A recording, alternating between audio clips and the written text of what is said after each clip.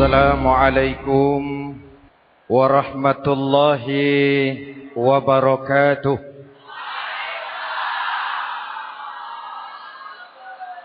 Alhamdulillah wassalatu wassalamu ala sayyidina Rasulillah sayyidina wa maulana Muhammad ibn Abdullah wa ala alihi wa sahbihi wa man tabi'ahu wa wala. La haula wa la quwwata illa billah. Subhanaka la ilma lana illa ma 'allamtana innaka antal alimul hakim. Wa la haula wa la quwwata illa billahil aliyyil azim. Saudara-saudara hadirin yang berbahagia, salah satu nikmat yang diberikan Allah kepada kita di dalam kehidupan ini ialah bahwa Allah Subhanahu wa ta'ala telah menciptakan segala sesuatu serba berpasang-pasangan. Dalam surah Yasin ayat 36 dijelaskan, Subhanallazi khalaqal azwaja kullaha mimma tumbitul ard wa min anfusihim wa mimma la ya'lamun. Maha suci Allah yang telah menciptakan segala sesuatu itu serba berpasang-pasangan. Dari apa yang tumbuh di permukaan bumi, apa yang ada di dalam diri mereka sendiri, dan apa-apa yang mereka tidak mengetahuinya. Demikianlah kita lihat siang berhadapan dengan malam, benar berhadapan dengan salah, dan laki-laki berhadapan dengan perempuan. Setelah Allah menciptakan segala sesuatu itu serba berpasang-pasangan, maka Allah menetapkan aturan permainan yang mengatur seluruh kehidupan makhluk yang serba berpasang-pasangan itu. Kita tentu maklum, apapun saja yang kita lakukan dan kita perbuat tanpa ada aturan akan berakhir dengan kekacauan. Cobalah kita bikin satu sekolah, buka satu sekolah, tidak usah pakai aturan, tentu kacau. Bikin organisasi tanpa memakai aturan, tentu kacau. Demikian daripada kehidupan ini. Kalau tanpa ada aturan, tentu kekacauan yang akan timbul. Allah pencipta manusia. Allah tahu benar kemampuan maksimal manusia. Oleh sebab itu, aturan permainan yang diturunkan Allah tentu sesuai benar untuk manusia. Satu contoh kecil.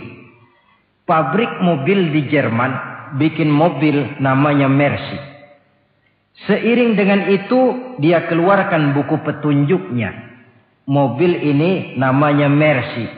Kecepatan maksimal sekian ratus kilometer per jam. Daya angkut maksimal sekian ratus kilogram. Kalau rusak memperbaikinya begini, onderdilnya pun ini. Karena pabriknya yang membuat mobil, lalu pabriknya pula yang mengeluarkan buku petunjuk, sudah tentu buku petunjuk itu sesuai benar dengan mobilnya. Dan tidak bisa kita punya mobil Mercy rusak, lalu kita perbaiki dengan menggunakan buku petunjuk yang dikeluarkan oleh pabrik mobil Toyota misalnya. Jelas mobil bukan tambah baik, malah makin hancur tidak karu-karuan. Kalau manusia menginginkan satu hidup yang baik, tidak ada pilihan lain. Dia harus memakai aturan yang diturunkan oleh yang bikin manusia. Dan aturan itu telah turun dalam bentuk agama Islam yang kita cintai ini. Manusia laki-laki dihiasi dengan perasaan senang cinta kepada perempuan. Itu biasa, normal, wajar. Tapi lalu Allah menurunkan aturan permainan. Yang kalau peraturan ini dilanggar akan membawa kerugian bagi manusia sendiri. Bahwa laki-laki senang sama perempuan itu normal. Agama membuat aturan, silahkan senang, tetapi lewat satu pintu yang disebut nikah. Kalau peraturan ini diabaikan, yang rugi tentu manusia sendiri. Misalnya PLN keluarkan pengumuman, Nanti malam mulai jam 6 sampai subuh listrik se-Jakarta mati total. Kita ingat, ini nanti malam saya giliran ronda. Pagi-pagi sudah kita siap beli batu baterai, masukkan ke dalam baterai. Dari sejak kita beli sampai sore itu baterai kita soroti terus. Tentu setelah sore soak batu baterai itu. Datang malam berangkat kita ronda. Kalau disoroti lagi kan baterainya sudah enggak terang lagi. Sudah soak. Sebab apa? Belum waktunya sudah disoroti terus. Sekarang kalau ada orang belum masuk pintu pernikahan, nafsu seksualnya diobral terus. Itu kan sama juga belum datang malam baterainya sudah disoroti terus. Nanti masuk pernikahan soak. Berhadapan dengan istrinya barangkali sudah nggak bisa apa-apa, cuma nyengir saja. Yang rugi manusia sendiri. Itulah sebabnya Allah lalu mengatur bahwa laki senang sama perempuan lewat satu pintu yang disebut dengan nikah. Maka pada pertemuan kali ini kita akan bicara tentang nikah dalam Islam. Saya bagi kepada 3 masalah pokok saja. Pertama, pengertian dan kedudukan nikah menurut Islam. Yang kedua, motivasi pernikahan. Karena apa orang itu seharusnya melakukan nikah. Dan yang ketiga, membina rumah tangga bahagia menurut contoh Rasulullah sallallahu alaihi wasallam. Hadirin yang saya hormati, kita mulai dengan yang pertama, pengertian nikah. Dalam kehidupan sehari-hari ada 2 kata yang sering kita gunakan, kawin dan nikah. Kalimat kawin kelihatannya dipergunakan oleh semua makhluk hidup.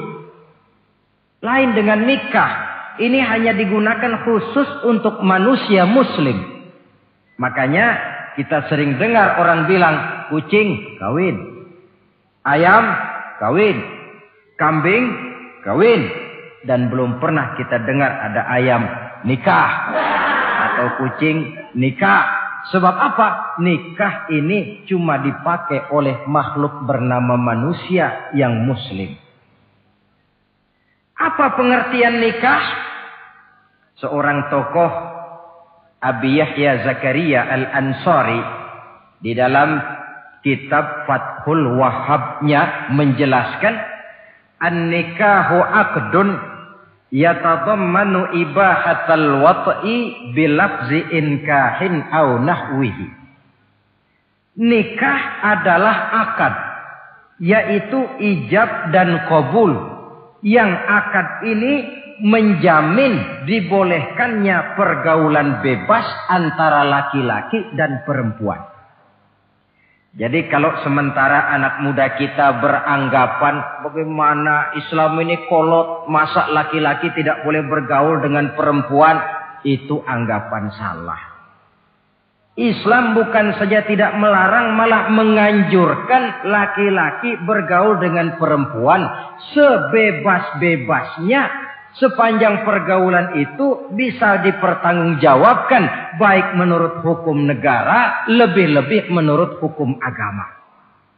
Coba orang kalau sudah akad, sudah ijab qabul, ada saksi, ada wali, selesai itu dia masuk ke dalam kamar berdua, bergaul di situ sebebas-bebasnya, itu saya kira 100% halal. Tidak perlu lagi orang curiga, tidak perlu lagi sembunyi-sembunyi. Kenapa? Ini bentuk pergaulan yang bisa dipertanggungjawabkan. Kalau tidak, dengan dalih new morality, kebudayaan modern, lalu melakukan yang disebut free love, free sex, samen liven, hidup bersama tanpa nikah alias kumpul kebo. Dan saya kira itu kebo cuma mewakili saja. Artinya begitulah kalau binatang itu kumpul. Sebab kumpul kucing pun saya kira begitu. Kumpul ayam pun begitu. Kebo cuma mewakili binatang. dalam kalimat itu. Tengoklah berapa banyak sudah bayi-bayi yang lahir ke dunia ini tanpa tahu kemana dia harus memanggil bapak. Berapa banyak gadis-gadis bergelimpangan jadi korban dari orang-orang yang tidak bertanggung jawab. Itu semua merupakan ironi. Maka menjauhkan manusia dari aturan agama pada hakikatnya sama dengan usaha membinatangkan manusia. Bahkan kalau manusia sudah jauh dari aturan agama, sanggup berbuat lebih buas daripada binatang. Kita tahu yang namanya bajing itu makanannya cuma kelapa. Tapi bajingan itu bukan cuma kelapa, kabel telepon doyan kok bajingan itu. Jauh lebih buas daripada yang namanya binatang. Maka agama ini mengatur agar manusia sebagai makhluk yang mulia hidup secara mulia. Jangan manusia kita ini, binatang saja. Kalau saudara ada yang punya kucing di rumah, saudara taruh di depannya, saudara sendiri yang langsung kasih ikan di piring, kasih kucing. Aduh, dia akan makan dengan tenang, nikmat, lahap, tidak nengok kiri, tengok kanan. Kenapa? Dia yakin betul yang dia makan itu sudah resmi, sah. Sebab apa? Tuan rumah yang kasih. Tapi kalau si kucing ngambil sendiri di dapur, mencuri dia, setelah dapat dia bawa lari, makan pun tidak tenang. Kenapa? Mesti nengok kiri, nengok kanan. Rupanya instingnya pun bekerja. Ini bukan hak saya mencuri. Saudara-saudara, tengok orang yang sudah terlibat dalam pergaulan suami istri yang sah. Itu kan gak perlu tengok kanan, tengok kiri. Gak perlu takut-takut. Kenapa? Sudah sah. Tapi kalau yang bukan istrinya, wah itu bu, sudah seperti kucing nyolong ikan, tengok kiri, tengok kanan, tidak pernah mengalami ketenangan. Itu selintas pengertian nikah. Lalu bagaimana kedudukan nikah menurut Islam?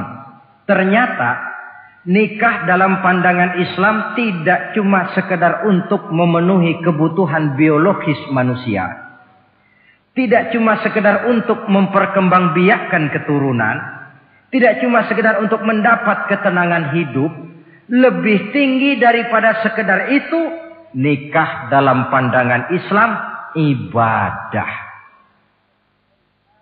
Jadi kalau kita ditanya, Pak, ibadah apa yang paling enak dalam Islam? Jawabannya jelas, nikah.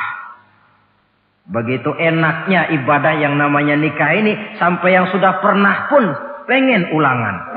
Namanya ibadah. Tetapi tentu ada konsekuensi. Oleh karena nikah ibadah, dan semua ibadah dalam Islam tidak boleh dikerjakan setengah hati atau main-main. Sholat ibadah, tidak boleh main-main atau setengah hati atau coba-coba. Puasa ibadah, tidak boleh main-main, setengah hati atau coba-coba.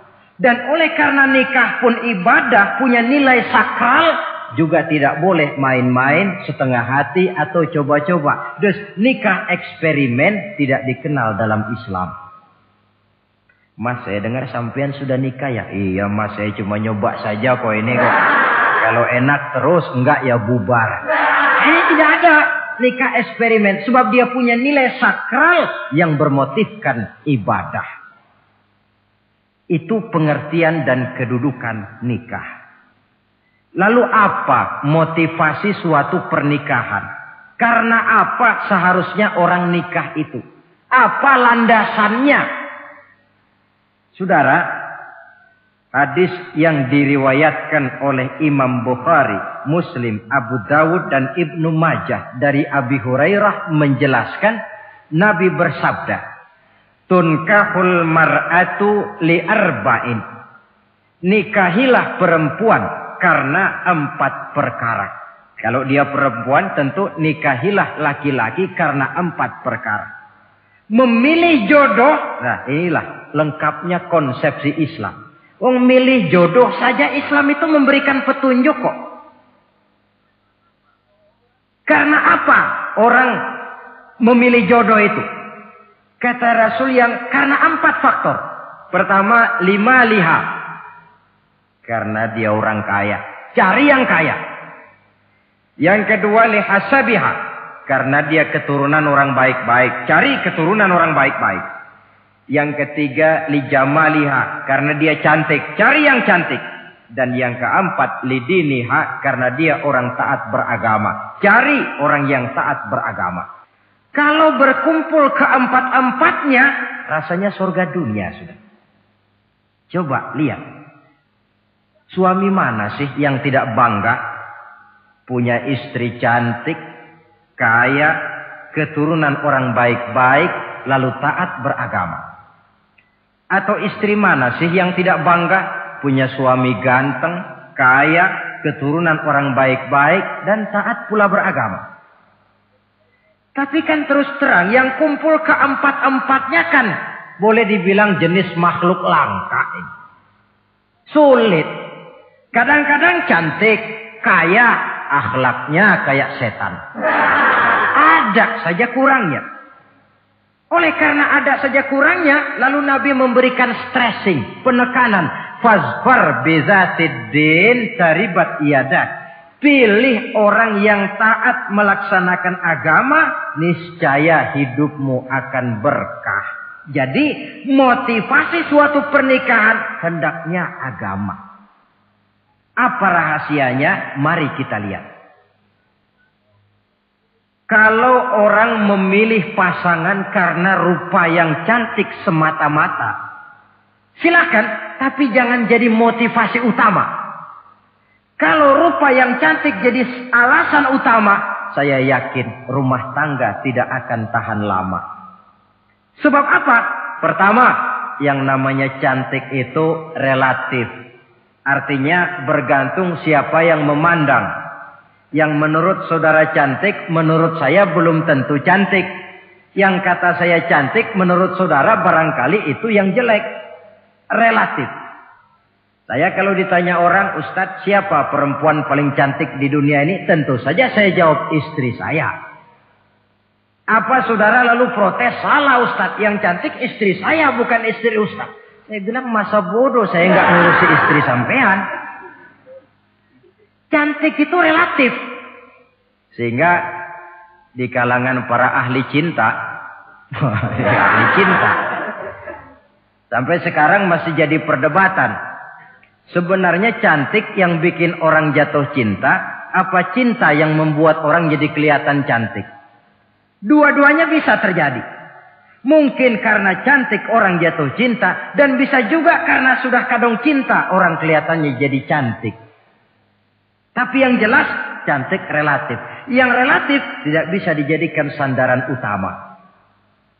Yang kedua, yang namanya cantik itu temporer. Artinya berubah oleh pergeseran masa dan pertukaran waktu. Sekarang dia cantik, of course. Sedang sweet 17-an. Sedang honeymoon, sedang bulan madu, sedang pengantin baru. Tentu saja cantik. Punya dia anak 1, kecantikan mulai menurun. Punya dia anak 2, kulit mulai keriput. Punya dia anak 3, apalagi tak pandai bersolek. Sudahlah onderdeal mulai pada copot. Kalau rumah tangga didasarkan kepada rupa yang cantik saja, selesailah rumah tangga sampai di situ. Yang ketiga, di atas langit, rupanya masih ada langit lagi.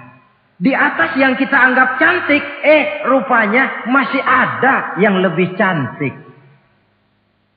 Kalau cantik yang kita kejar, kita akan jadi petualang yang pindah dari perempuan satu ke perempuan yang lain. Cinta bajak laut namanya. Di mana kapal berlabuh, di sana cinta mendarat. Saudara hadirin yang saya hormati, padahal sate dengan singkong itu kan bedanya cuma di tenggorokan. Kalau sudah masuk ke dalam perut, kenyangnya barangkali sama.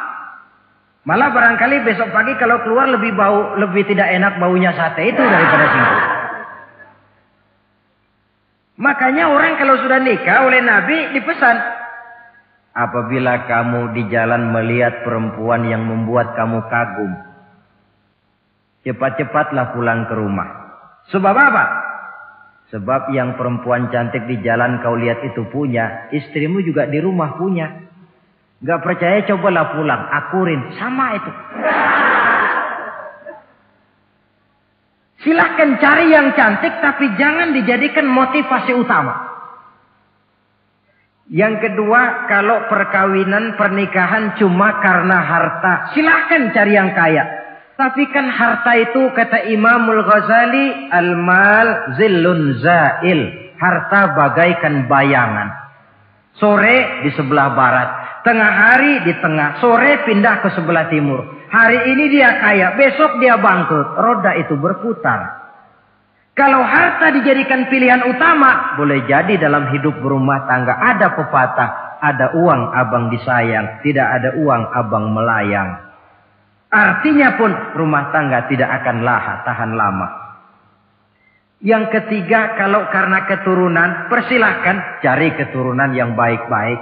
Namun toh pada akhirnya orang diajarkan bahwa kita ini mau besar atau tidak, bukan dengan jalan menyempeng kepada kebesaran orang lain, tetapi ditentukan oleh kepribadian kita sendiri.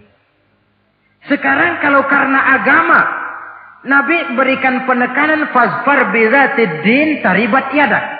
Pilih orang yang taat beragama, niscaya hidupmu akan beruntung. Apa rahasianya? Tidak lain rumah tangga Rasulullah Sallallahu Alaihi Wasallam. Yang ini artinya kita sudah masuk kepada bagian ketiga, bagaimana membina rumah tangga bahagia menurut contoh baginda Nabi. Saudara, bagaimana sih rumah tangga Rasul itu? Kelihatan dari dua ucapannya, pendek, singkat, tapi punya pengertian filosofis yang mendalam. Dua kalimat saja beliau bilang tentang rumah tangganya, yaitu baiti jannati, rumah tanggaku laksana surga bagiku. Bayangkan, kalau seorang suami sudah mampu berkata macam begitu, bahagia hidupnya. Ini barangkali tantangan buat kita semua. Mampukah kita di rumah tangga berkata semacam perkataan beliau tadi? Baiti jannati, rumah tanggaku laksana surga bagiku. Padahal dari sejarah kita baca, Rasul itu rumahnya kecil. Tidurnya di atas pelepah daun korma. Sampai berbekas di pipinya. Sarapan paginya seteguk zam-zam, sepotong roti, kadang-kadang 3 butir korma. Tempat tidurnya bukan alga spring bed atau Dunlop pillow macam kita punya. Di rumahnya tidak ada mebel spaghetti model yang lagi ngetop-ngetopnya. Entah di tengah rumah macam itu, beliau sanggup berkata, baiti jannati. Kenapa kita yang hidup di zaman di mana fasilitas mestinya lebih menunjang, kok malah banyak yang berkata sebaliknya?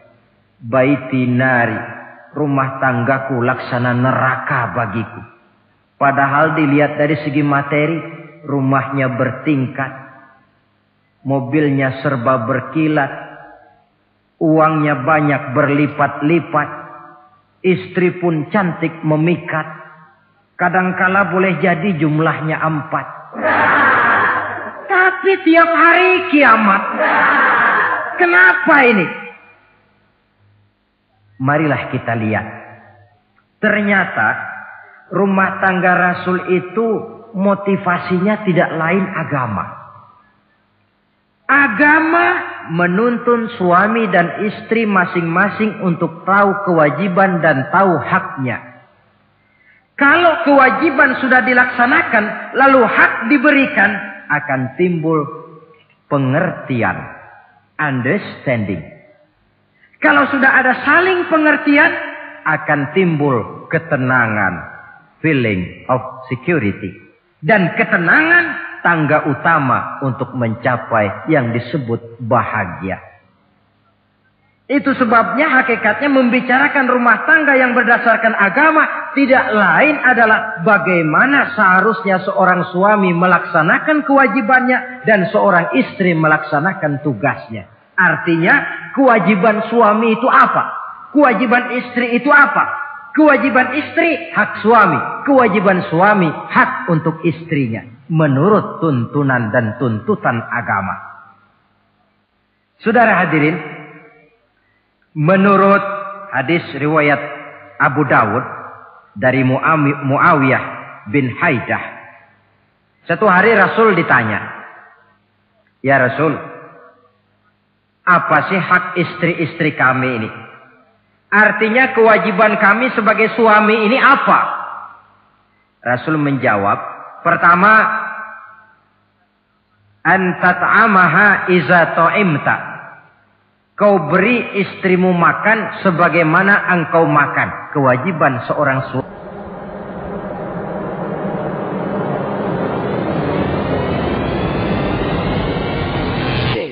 Ladies and gentlemen, you cannot be wrong. This is ICJ Broadcaster.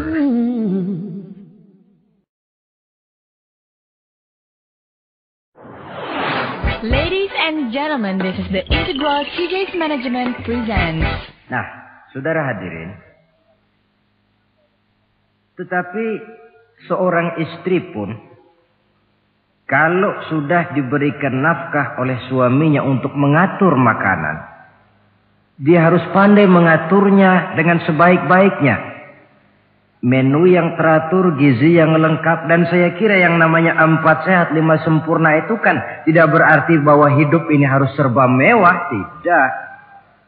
Yang penting ada variasi. Sehingga tidak merangsang suami untuk makan di luar. Jangan misalnya tahu suaminya senang jengkol. Lalu tiap hari saja jengkol. Itu kan bisa kejengkolan suami. Dengan demikian, masalah yang kelihatannya sepele, tetapi yang sebenarnya bisa menjaga keharmonisan atau malah keretakan rumah tangga, harus kita perhatikan dengan sebaik-baiknya. Suami memberikan nafkah. Dari jumlah itu 60% lari ke kredit, 40% lari ke dapur. Tentu pada akhirnya sang suami akan merasa curiga. Padahal barangkali istrinya pun berniat baik. Cuma hanya tidak ada keterbukaan di dalam mengurus masalah-masalah yang berhubungan dengan dapur. Inilah kewajiban yang pertama dari seorang suami. Kewajiban yang menyangkut masalah pangan. Lalu yang kedua. Wataksuwaha izaktasaita. Engkau beri istrimu pakaian sebagaimana engkau berpakaian. Suami yang adil, pakaian yang dia pakai sama harganya dengan yang dibelikan untuk istrinya. Kecuali tentu kalau istrinya ridho. Zalim seorang suami, jikalau untuk dia misalnya dia beli pakaian yang mahal-mahal. Jasnya dia pakai Switzerland wool, sarungnya Samarinda. Kalau dia pakai sepatu, belilah sepatunya. Sementara istrinya cuma pakai kain belacu saja. Kenapa mesti begitu? Sebab, saudara hadirin, istri kita sebenarnya adalah bagian daripada hidup kita. Baik dia dilihat orang, baik juga kita disebut orang. Jelek dia dipandang orang, tentu jelek juga nama kita disebut orang. Apalagi hidup bermasyarakat, kadang-kadang mulut usil itu kan sudah banyak macam ragamnya. Itu siapa sih perempuan yang jalan? Kenapa? Itu pakaian yang tidak dipakai sih tidak mahal, cuma pakaiannya serasi, pantas, enak dilihat. Oh, terang saja dia kan istrinya si Meun. Nah, Meun yang sedang tidur barangkali tidak tahu apa-apa mendapat sebutan baik. Cobalah kalau istri kita semaunya saja, orang akan bilang, ah itu perempuan, kenapa? Saya gerah ngelihatnya. Mau ke pasar cuma pakai kutang saja.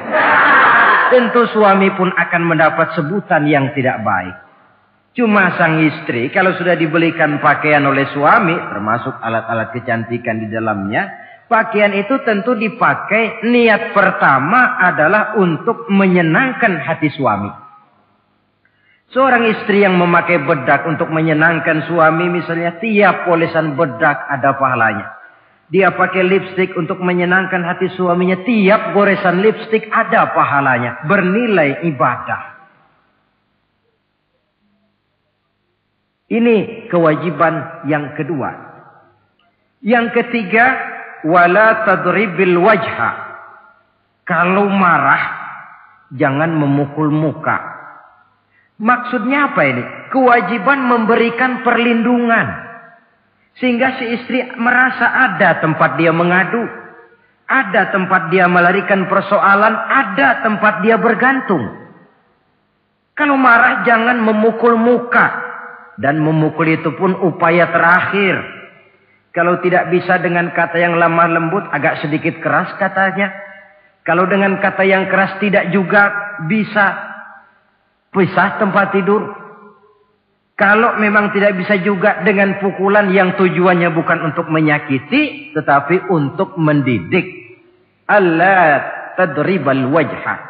Kalau marah jangan memukul muka. Dan memukul pun bukan jalan pertama, tapi upaya terakhir dengan tujuan bukan untuk menyakiti, tapi untuk mendidik sang istri. Kewajiban untuk memberikan perlindungan. Yang keempat, wala tuqabbih. Jangan memburuk-burukan istrinya. Kewajiban menjaga nama baik. Sebab apa? Dalam satu bahasa yang indah, Al-Quran menjelaskan bahwa suami istri itu laksana pakaian. Hunna libasul lakum wa antum libasun lahunna. Istri pakaian untuk suami. Suami pakaian untuk istri. Lihatlah alangkah indah gaya bahasa Al-Quran ini.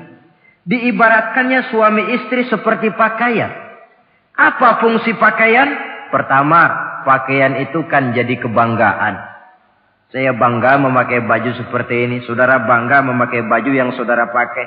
Artinya, seorang suami harus berusaha menjadi suami kebanggaan istri. Dan seorang istri pun harus berusaha menjadi istri yang dibanggakan oleh suaminya. Jangan yang malah kemudian disesali. Itu kan kalau sudah marah orang kadang-kadang ucapannya nggak terkontrol.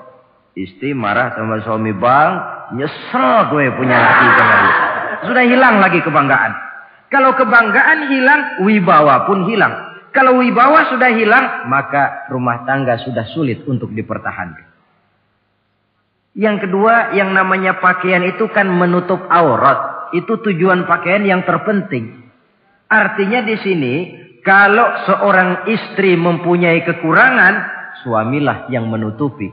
Kalau seorang suami mempunyai kekurangan, istri juga harus berusaha menutupi. Jangan kekurangan suami diceritakan di pasar umum.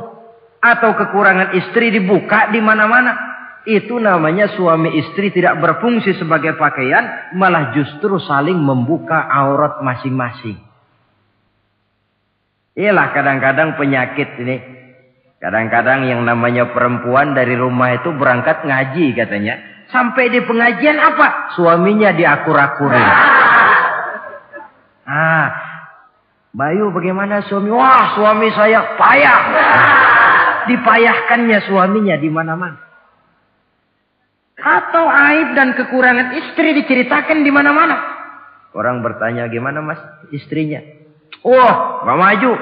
Loh, kenapa istrimu kan cantik? Iya, soal cantik sih iya. Tapi tidurnya kok ngiler ini. Nah, ini kan gak perlu yang macam begini ini.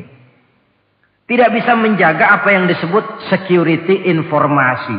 Fungsi pakaian sebagai suami istri tidak berjalan di dalamnya. Saling menjaga kehormatan diri. Ini yang keempat.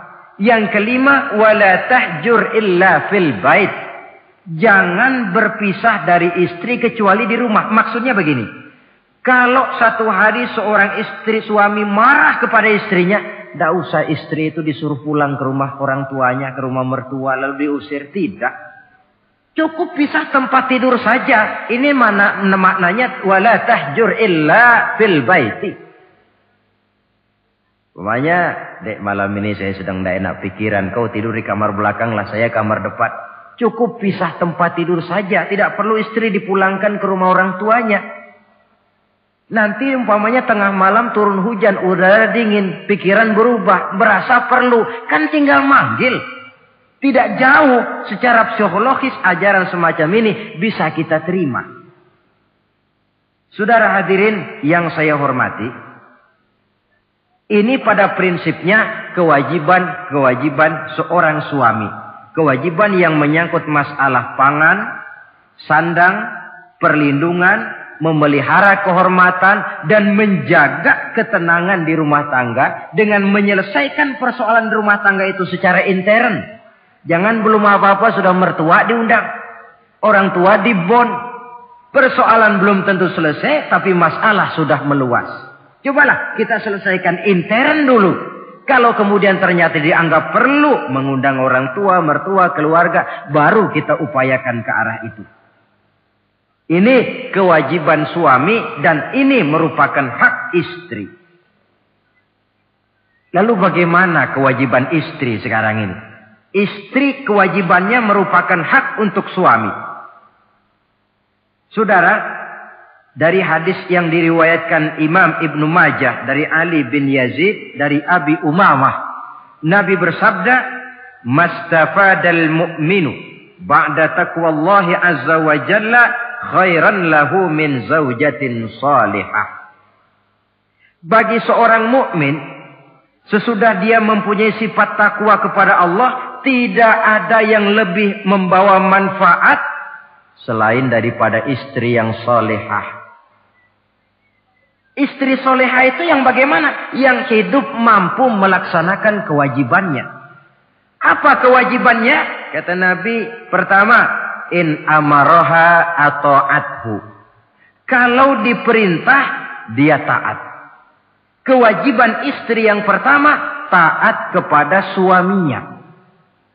Begitu besar kewajiban taat kepada suami, sampai-sampai Nabi pernah menyatakan, "Lau kuntu amiran ahadan ayyasjuda li ahadin la amartul mar'ata an tasjuda li zawjiha." Kalau saja boleh, kata Nabi, aku memerintahkan manusia sujud kepada sesama manusia, tentu aku perintahkan istri untuk sujud kepada suaminya. Untung saja sujud kepada manusia tidak boleh. Kalau boleh, istri itu disuruh sujud kepada suami. Tentu karena besar hak suami atas dirinya. Yang kedua, ibadah sunnah tidak mendapat izin suami juga bukan saja tidak berpahala, malah berdosa. Umpamanya, pengantin baru, si istri kebetulan santri, malam minggu pesta, besoknya hari Senin, si istri sudah kadang biasa hidup sebagai santri, hari Senin puasa sunnah. Dia bilang sama suaminya, "Bang, besok saya mau puasa sunnah nih, hari Senin." Kata suaminya, "Kalau kau puasa juga kau kejam. Lalu kau puasa, aku disuruh ngapain?" Tidak diizinkan oleh suami, dia puasa juga. Bukan saja tidak mendapat pahala, malah berdosa. Sampai amalan yang sunnah pun tidak diizinkan oleh suami, berdosa. Apalagi amalan yang mubah. Apalagi amalan yang tidak ada dasar hukumnya, perintahnya. Sepanjang perintah suami tidak untuk maksiat kepada Allah, istri wajib untuk taat. Dalam hadis lain kita temukan Nabi bersabda, "Idza da'ar rajulu imra'atahu ila firashihi." Kalau seorang suami memanggil istrinya ke tempat tidur. Ini bahasa kinayah. Manggil ke tempat tidur kan tentu nggak perlu penjelasan. Masa mau nyambal di tempat tidur kan enggak. Fa'abat. Si istri tidak mau. Lantaran istri tidak mau, suami jengkel. Fabata ghadbana 'alaiha. Sampai dalam jengkelnya tidur. La'anat hal malaikatu hatta tusbiha. Istri macam itu dilaknat, dikutuk oleh malaikat sampai datang waktu pagi. kewajiban untuk taat. Namun sebaliknya, seorang suami pun jangan mentang-mentang istri wajib taat lalu overacting. Segalanya main tunjuk, segalanya main komando, segalanya main perintah. Sebab contoh yang diberikan oleh Rasul tidak begitu. Rasul kita baca dalam sejarah menjahit bajunya sendiri. Memperbaiki kasutnya sendiri. Artinya yang bisa ya dikerjakan tanpa harus menggantungkan semuanya kepada sang istri. Kewajiban untuk taat. Nah, penutup tentang taat ini ada sebuah hadis pula, di mana baginda Nabi bersabda, ayyumam ra'atin matat wa zawjuha anha radin dakhalatil jannah. Kalau seorang perempuan meninggal dunia, suaminya ridho kepadanya, maka perempuan itu akan masuk surga. Artinya, kalau seorang istri meninggal, ya dia tukang ngaji, ya tukang sholat, ya suka puasa, ya gemar sedekah, tapi meninggal suaminya tidak ridho, pintu surga belum dibukakan sampai suaminya ridho kepadanya. Ini menggambarkan tentang besarnya kewajiban taat seorang istri kepada suaminya. Ini kewajiban pertama. Lalu kewajiban yang kedua kata Nabi, wa in nazara ilaiha sarrathu. Kalau dipandang oleh suaminya, dia pandai menggembirakan, menyenangkan hati suaminya. Menjadi istri yang pandai menyenangkan hati suami. Siapa contohnya? Kita lihat misalnya istri Nabi diantaranya Sayyidatuna Khadijah radhiyallahu anha. Ketika Nabi pertama kali menerima wahyu berhadapan dengan malaikat Jibril, beliau kembali ke rumah dengan tubuh gemetar. Setibanya di rumah beliau berkata, "Zammiluni ya Khadijah." Khadijah, selimuti saya. Kenapa bang? Barusan datang malaikat Jibril, dia katakan begini-begini, saya khawatir Khadijah. Khadijah tahu suaminya sedang gelisah. Sebagai istri yang bijak beliau tampil, apa katanya? Kalla ma yukhzikallahu abada. Tidak apa-apa bang, jangan khawatir. Allah tidak akan menyusahkan abang buat selamanya. Ini istri yang pandai menyenangkan hati suami. Suami pulang dagang dari pasar, rugi. Istri tampil. Itulah bang, romantikanya dagang. Masa selamanya saja untung sekali-sekali lah, rugi. Si suami kan tidak terlalu pusing kepalanya. Jangan sudah di pasar rugi, sampai rumah istri pidato, peletar-peletor macam petasan. Dasar suami goblok, dagang saja rugi. Sudahlah di pasar rugi, sampai ke rumah digoblok-goblokin. Itu nanti suami kan bisa kena penyakit yang disebut broken home. Penyakit nggak betah di rumah. Seorang istri kalau suami sudah kena penyakit tidak betah di rumah, itu mesti siap-siap mental untuk dimadu. Nah, jadi kalau tidak dimadu bagaimana? Berusaha bikin betah suami di rumah. Suami pulang kantor jam 2, setengah 2 dandan, kalau perlu setel habis. Kalau perlu, kelihatan suami akan datang, bukakan pintu, sambut dengan senyum.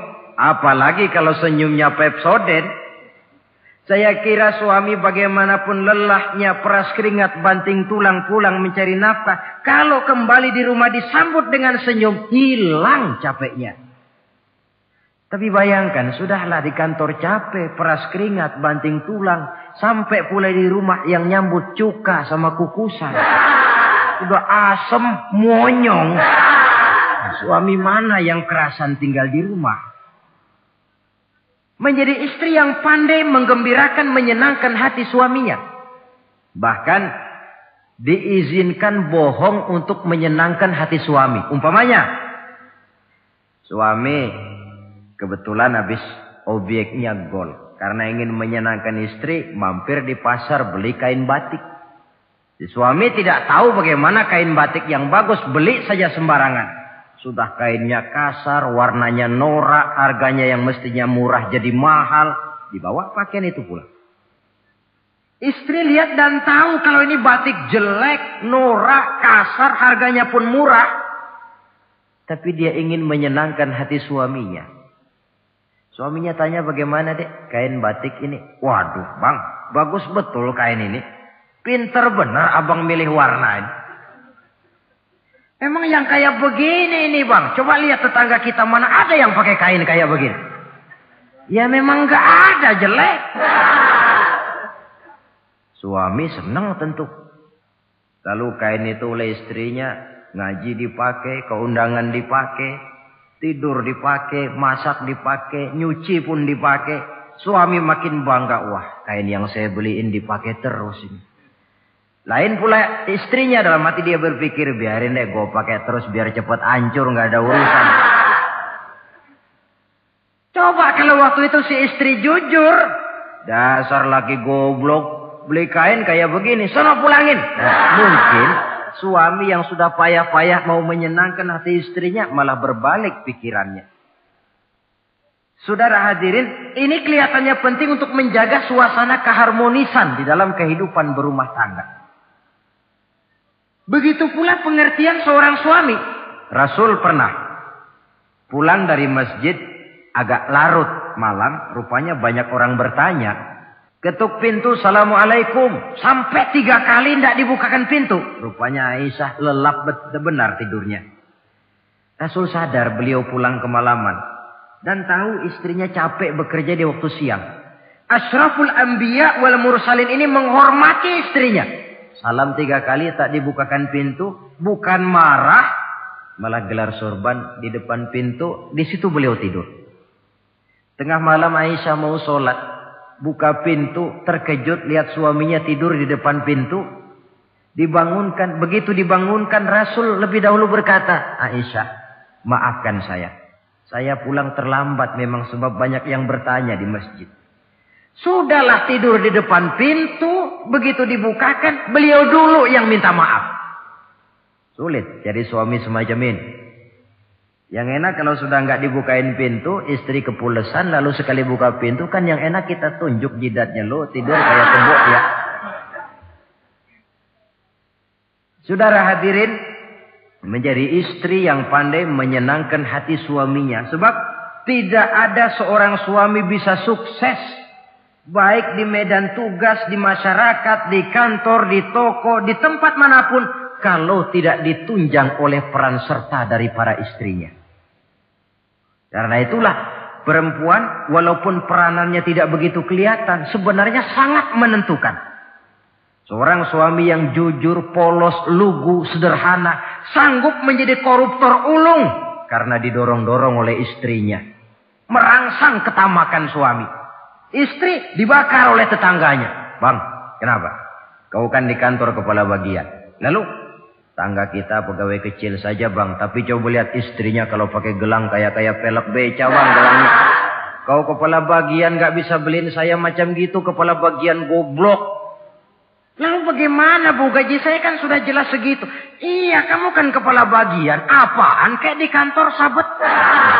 Kalau sudah main sabet-sabetan begini, sudah merangsang suami untuk berbuat yang tidak baik. Kecil. Tidak begitu kelihatan, tapi sangat menentukan. Istri yang soleh, yang bisa melaksanakan kewajibannya, yaitu pandai menyenangkan hati suaminya. Ini kewajiban istri yang kedua. Yang ketiga, wa in aqsama alaihi abarrathu. Kalau suami memberikan sesuatu, dia pandai berbakti. Menjadi istri yang pandai bersyukur kepada suami. Kita ingat, ketika pulang Mi'raj kan Rasul bercerita. Saya dalam perjalanan itu diperlihatkan neraka, kata Rasul. Saya lihat kok isinya kok lebih banyak perempuan daripada laki-laki. Nah, sahabat heran. Ya Rasul, lebih banyak perempuan? Iya. Apa mereka tidak sholat? Sholat. Apa mereka tidak pernah hadir di majelis taklim? Oh, rajinan dia sama suaminya.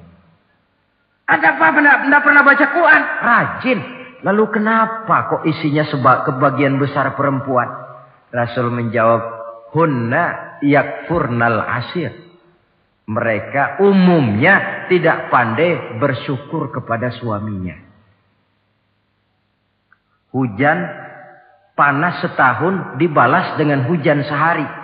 Kalau suaminya sedikit salah sudah kehilangan pertimbangan. Tertutup seluruh kebaikannya. Yang kelihatan cuma salahnya saja. Maka sebaiknya di dalam hidup berumah tangga, baik suami maupun istri itu masing-masing sedia timbangan. Kalau satu saat suami salah, istri ambil timbangan. Timbang. Suami saya salahnya ini, jasanya ini. Bertahun-tahun dia hidup mencari nafkah buat saya, membelikan pakaian untuk saya, mencarikan makan untuk saya. Salahnya ini. Timbang mana lebih banyak salahnya atau benarnya. Dengan demikian kita akan bisa menghasilkan keputusan objektif. Giliran istri yang salah, suami yang ambil timbangan, ukur mana lebih banyak, baiknya atau salahnya. Kalau tiap kita masing-masing punya timbangan, insya Allah nilai-nilai objektif dari suatu pertimbangan akan bisa kita temukan dalam mengambil keputusan. Istri yang pandai berbakti membalas budi daripada suaminya. Kewajiban yang keempat dari seorang istri, wa in ghaba anhu nasahathu fi nafsiha wa malihi. Kalau suami tidak ada di rumah, dia pandai menjaga kehormatan dirinya dan pandai menjaga harta suaminya. Tidak mencari kesempatan dalam kesempitan. Suami lembur, istri ngompreng. Dan pandai menjaga harta suaminya. Nah, coba lihat. Kalau seorang suami ada uang di kantongnya 100 rupiah. Ada tukang minta pengemis. Istri ambilkan saja tanpa izin suaminya uang di kantong suami 100. Dia sedekahkan. Niatnya tentu baik. Si istri dapat dosa. Si suami dapat pahala. Perbuatan sedekahnya itu betul. Tapi mengambil uang tanpa izin suami itu yang salah. Dan ternyata salah itu lebih besar daripada pahala yang dia lakukan lantaran bersedekah itu. Kalau ini terwujud, maka suasana saling mempercayai akan tumbuh. Kalau sudah saling mempercayai, rasanya akan terwujud kedamaian dan ketenangan. Suami meninggalkan rumah dengan perasaan tenang, istri pun melepas suami dengan perasaan damai, tanpa was-was, tanpa curiga, dan sebagainya. Dan ini modal yang paling utama, mewujudkan saling kepercayaan dalam membina hidup bahagia. Saudara, jadi dengan demikian, kewajiban suami dan kewajiban istri yang merupakan bagian tidak terpisahkan dari bagaimana membina rumah tangga berdasarkan tuntunan agama merupakan hal yang dicontohkan oleh Nabi kita Muhammad sallallahu alaihi wasallam. Dengan satu kesimpulan, rumah tangga Nabi bahagia karena rumah tangga itu disinari oleh ajaran-ajaran agama. Sehingga timbul saling pengertian membawa kepada ketenangan. Dan ketenangan sesungguhnya tangga utama mencapai rumah tangga bahagia. Tanpa materi orang memang sulit untuk bahagia. Tapi materi semata-mata bukan merupakan jaminan bahwa orang akan hidup bahagia. Banyak isak tangis berbunyi di rumah-rumah mewah. Dan banyak sendak gurau, tawa dan canda, tawa lerai di rumah-rumah sederhana. Artinya suka dan duka, sedih dan gembira, susah dan bahagia. Bisa ada di gubuk reot dan bisa juga ada di rumah mewah. Ternyata bukan harta semata-mata yang menopang dan menjamin hidup itu akan bahagia. Tapi satu rumah tangga yang dipancari oleh sinar agama. Di bawah naungan ridho dari Allah subhanahu wa ta'ala. Si istri taat melaksanakan ajaran agama. Suami taat, lalu anak-anak pun hidup dalam suasana yang religius. Dari sana tumbuh pancaran sinar keagamaan. Irama agama mengalun dalam kehidupan rumah tangga kita. Berfungsilah dengan demikian rumah tangga sebagai tempat di mana kita mengamalkan ajaran agama kita. Alangkah nikmat satu rumah tangga. Istri ahli ibadah, suami pun ahli ibadah, anak-anak pun terbiasa oleh lingkungan untuk hidup melaksanakan suatu ibadah. Dan keberhasilan di rumah tangga awal untuk menuju keberhasilan di masyarakat, di tempat tugas, dan di tempat-tempat lainnya. Sebaliknya, kehancuran rumah tangga akan selalu menjadi awal kehancuran karier di masyarakat, di tempat kerja, dan di tempat-tempat lainnya. Oleh karena itu, berangkat dari hal semacam inilah, maka kita berkeyakinan rumah tangga yang bahagia ialah rumah tangga yang didasarkan kepada ajaran agama. Sehingga tercapailah kebahagiaan hidup di dunia yang langsung menopang kepada kebahagiaan hidup di akhirat nanti. Nah, inilah pembicaraan kita pada pertemuan kali ini. Dengan harapan, mudah-mudahan dari setiap rumah tangga muslim memancar sinar-sinar agama. Menjadi kubu-kubu pertahanan di mana kita menegakkan ajaran agama. Dan pada akhirnya nanti akan tercipta masyarakat yang agamis. Terwujudlah ketenangan, kedamaian, dan ketentraman. Mudah-mudahan ada manfaatnya. Lebih kurang mohon maaf. Wabillahi taufiq wal hidayah. Wassalamualaikum warahmatullahi wabarakatuh.